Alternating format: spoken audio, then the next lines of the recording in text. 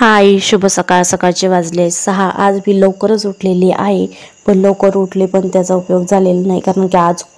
कारण की काल आम्हाला खूप असा पाऊस झाला होता, त्यामुळे सकाळच्या पारी असं इतकं धुकं वगैरे पडलेलं होतं की समोरचं काहीच दिसत नव्हतं, खूप असं वल्ल वगैरे. तर त्यानंतर उठलं की पहिलं माझं काम असं गायांचं शेण टाकायचं, झाडून काढायचं. पहिल्यांदा मी शेण ओढून घेत असते, त्यानंतर मग झाडू वगैरे मारून घेत असते, मग शेण भरून नेऊन उकांड्यावर टाकीत असते. तर पहिलं उठलं की माझं हेच काम असतं, अंगण वगैरे झाडून वगैरे काढायचं.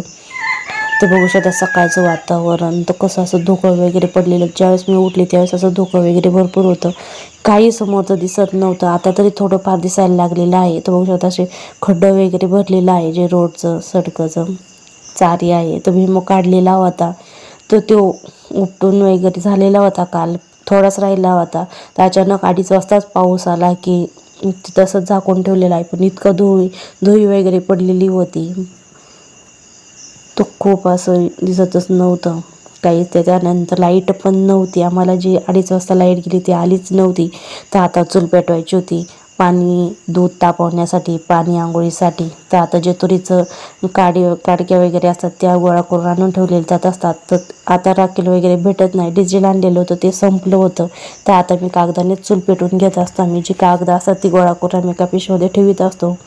तर आता मस्त तेलाच्या पिशवीने खूप छान अशी चूल पेटवली जात असते, पटकन चूल पेटली जात असते. आता मला पाणी ठेवायचं होतं, कारण की यांना पण दूध घालायला वगैरे जावं लागत असतं लवकर. त्यामुळे मग सकाळच्या पर हिटरमध्ये पाणी तापवलं जात असतं, हिटर चालू केला की. पण आता लाईट नसल्यामुळे मग चूल पेटावं लागत असते. पण चुलीसाठी पावसाच्या आधी आम्हाला सरपण वगैरे सर्व आणून ठेवीत असतो. तर आता उठली होती सिद्धी म्हणत होती तू अजून दूध काढलं नाही. मी उठले तरी पण, कारण की रात्री लाईट गेलेली होती, ती आलीच नव्हती. त्यामुळे मग संध्याकाळी दूध तापवून फ्रीजमध्ये ठेवलं जात असतं, पण ते काही तापवून ठेवलं नाही, कारण की फ्रीजमध्ये लाईट नव्हती, ते खराब होऊ शकतं म्हणून. त्यामुळे सकाळचं लवकर काढता येईल, पण लवकर काढताना हा विचार आला होता, पण व्हायचा तो टाईम झालाच होता, काय लवकर दूध काढलं नाही. तर यानंतर दूध काढून झालं होतं आमचं, तर शूट वगैरे करता आलेलं नाही तिथं. त्यानंतर मी आता सिद्धी पिऊसाठी दूध तापवायला ठेवणार होते, शेगडी होती. त्यानंतर चहा, आज खूप उशीर झालेला होता, लवकर उठून सुद्धा. तर चपात्या झाल्या होत्या, आत्याने चपात्या केल्या होत्या, शेंगदाणं भाजून ठेवलेलं होतं, भेंडी करायची होती. तर आता मी चहा दूध वगैरे करून घेणार होते. त्यानंतर सिद्धी चहा चपाती खाऊन घेणार होत्या. तर त्यानंतर इथं होती भेंडी मला धुवून घ्यायची होती. तर चहा पावडर आणि साखर टाकून घेत आहे मी. चहामध्ये खूप छान छान कमेंट येतात की ताई तू किती वाजता उठते. तर माझा कोणताही टाईम नव्हता उठायचा, 6, 6:15, 6:30 होत असतात. तर आता मी भेंडी मस्त अशी धुवून घेणार होते. तर बघा पिऊने सिद्धीने दोघींनी पण चहा आणि चपात्या खाऊन घेतलेले, किती छान असं तोंड धुत आहे. आज आम्हाला पाणीच नव्हतं टाकीला, की टाकी भरायचं लक्षात राहिलं तर उद्या भरता येईल असं विचार आला होता. पण अचानकच वादळ असं पाऊस आला की लाईट पण गेली. की त्यानंतर चहा दूध पिऊन झाल्यानंतर आमचं सिद्धीचं वगैरे सर्व होतं. त्यानंतर मी वरती स्लॅबवरती शेंगा काढलेल्या होत्या, त्या शेंगा वाळायला घालायला आले होते, कारण गोणीमध्ये शेंगा राहिल्या की त्यांना असं घाम फुटतो, गरम होत्यात आणि भुरासुद्धा लागू शकतो वल्ल्या शेंगांना. त्यामुळे मस्त असं खाली साडीचं जे तळवट असतं तो खाली आथरलेला आहे, कारण की म्हणजे पाऊस वगैरे आला की ते पटकन मग शेंगा भरल्या जावता येईल. तर आता मी सर्व शेंगा अशा पूर्ण अशा पातळ अशा पांगून घेणार आहे, म्हणजे पटकन अशा वाळतील. तर सकाळचं भारी वरून किती भारी दिसतं, असं हिरवगार सगळीकडून भारी. तसं पावसामुळे वातावरण खूप छान भारी दिसत होतं, गारगार वारं सुटलेलं होतं. तर मस्त अशी आंब्याची झाडं वगैरे. त्यानंतर मी पुन्हा शेतामध्ये आलेली आहे. तर बघा पिऊ कशी शेंगा जोडीत आहे, की आम्ही शेंगा काल अचानकच पाऊस आला की काहीच कळत नव्हतं.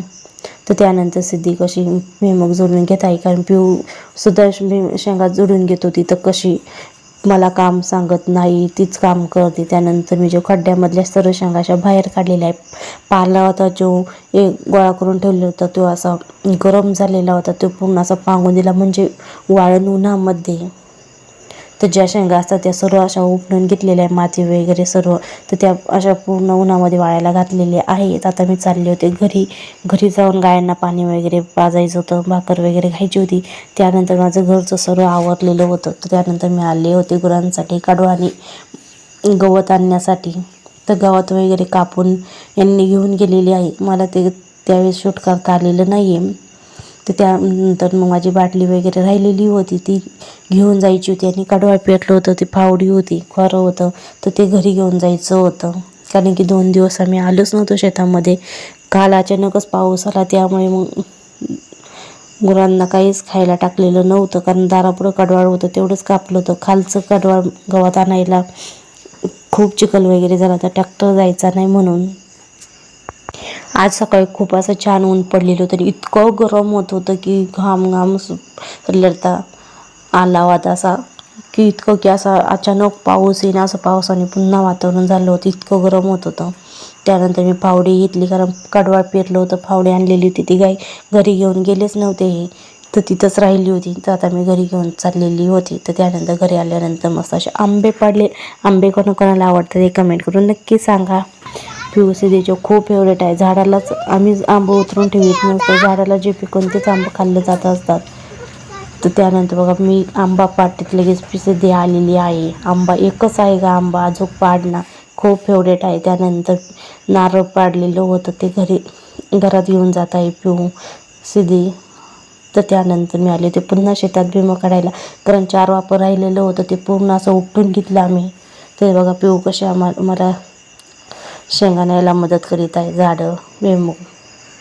तर त्यानंतर मग हे आले होते पाळी घालायला वावरामध्ये, कारण की पाऊस झाला की पुन्हा पाळी घालताच येत नाही, जे गवत आहे ते पूर्ण फुटन. त्यामुळे मग माझं थोडंच राहिले होते शेंगा गोळा करायच्या भुईमुगाची झाडं. तर एवढी शेंगा गोळा केल्या की भुईमूग गोळा केला की मग घरी जायचं होतं.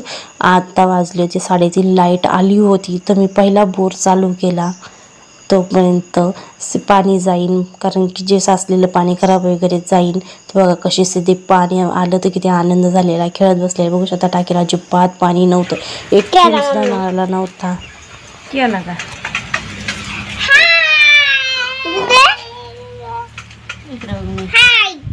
मम्मी काय करती? पेरू कापू दे.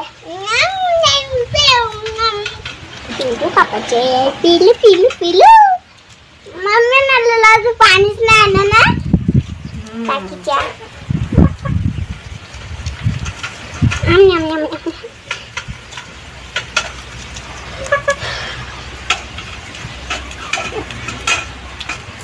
हॅलो हॅलो नुसता दे इकडे चल. कशी रंबा खाताय पेरू. टाकी भरते तोपर्यंत पेरू खाल्ला. त्यानंतर आम्ही कुटी केली, पण कुटीसुद्धा नव्हती सकाळच्या पारी गायांना टाकायला. तर आता कुटी करून सर्व गायांना वगैरे टाकलेली आहे. तर आता आले होते मी किचनमध्ये. तर किचनमध्ये आल्यानंतर सर्वांसाठी मी चहा ठेवलेला आहे. आता वाजले होते 5. तर पाणी नसलं की काय करमतच नाही. एक वेळ खायला नसेल पण पाणी पाहिजे, खूप पाणी लागतं जेवणामध्ये, कारण टाकी भरली जात असते. पण पिऊ सिद्धी खूप पाणी नाशवित असतात, चिखल खेळत असतात, गुरांसाठी पाणी वगैरे भरपूर लागतं. त्यामुळे मग पाणी संपलेलं होतं की एक दिवस लाईट नव्हती आणि पाणी नव्हतं, तर कसं ज्यांना पाणी नसेल काहींना तर त्यांना कसं जीवन जगत असते. एकच दिवस पाणी नव्हतं तर विचार मनात आला की आपण पिण्यासाठी पाणी कुठून पण आणू, पण गुरांसाठी कुठून आणायचं हा प्रश्न पडलेला होता. लाईट आली, टाकी भरली. तर आता मी मस्त कुकरमध्ये पाणी ओतलेलं आहे अर्धा कुकर, त्यामध्ये मी मीठ टाकून घेत आहे, कारण आता मला उकडायच्या आहे मस्त अशा ओल्या शेंगा भुईमुगाच्या.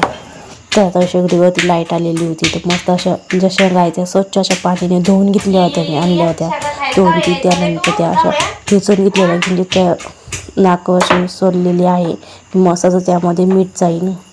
तर आता मस्त असं शेंगा उकडून घेणार आहे. तर आणि मी शेंगा स्वच्छ अशा धुवून आणलेल्या होत्या.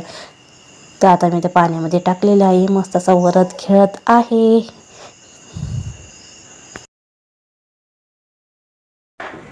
तर इथे टाकलेले आहे या उकडायला अशा स्वच्छ अशा धुवून.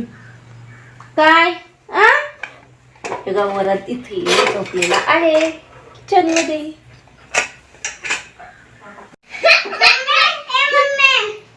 तू सांगू ना माझ्या सोबत हसतोय.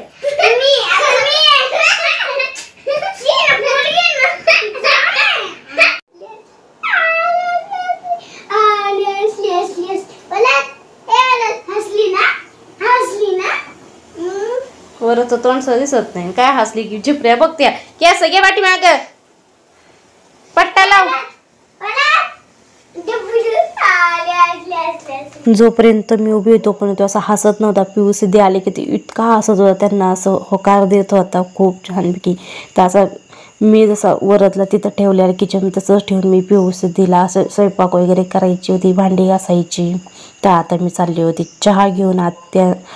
आत्याने हे वावरामध्ये होते, शेंगा झाल्या होत्या जोडून वगैरे, पण उपण्याच्या राहिलेल्या त्या गोळा करायच्या घरी आणायचं होतं. तर बघू शकते तर शेंगा वगैरे अशा खड्ड्यातल्या शेंगा वरती उपणायच्या होत्या. हवे मस्त असं चहा पिऊन वगैरे झालेला होता. तर काही शेंगा बघू शकता अशा वाळलेल्या होत्या. त्यानंतर बघू शकते 3 गोण्या मी डोक्यावरून आणलेल्या आहे. चारी उतरून चारीला इतकं पाणी आलेलं आहे, त्यामुळे खूप असं डोकं दुखायला लागलेलं होतं माझं. तो औषध असं चारीला पाणी आलेलं, त्या पाण्यातून मला त्या शेंगाची गोण्या आणावं लागलेल्या.